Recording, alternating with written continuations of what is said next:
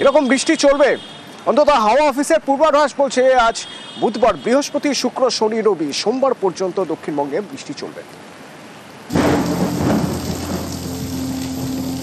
দুই বঙ্গে এখন বর্ষা, সঙ্গে নিম্নচাপের মেঘ। গত সোমবার থেকে রাতভর বৃষ্টি।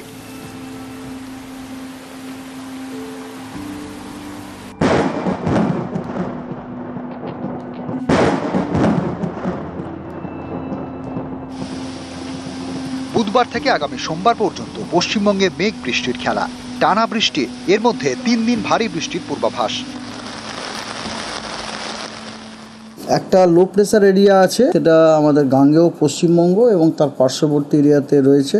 এই সমস্ত ওয়েদারের জন্য এই আগামী সপ্তাহে 7 দিনের মধ্যে 3 দিন আমরা দক্ষিণবঙ্গে ওয়াইড স্প্রেড রেনফল পাওয়ার সম্ভাবনা রয়েছে। বুধবার দুই বঙ্গের সব জেলায় বৃষ্টির পূর্বাভাস।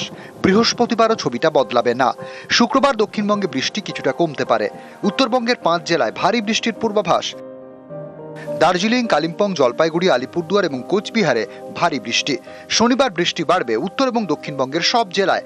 রবিবার দক্ষিণবঙ্গে কিছুটা হলেও বৃষ্টি কমতে পারে। উত্তরবঙ্গে বৃষ্টি চলবে। সোমবার ফের ভারী বৃষ্টির ভ্রুকুটি রয়েছে দুই বঙ্গে।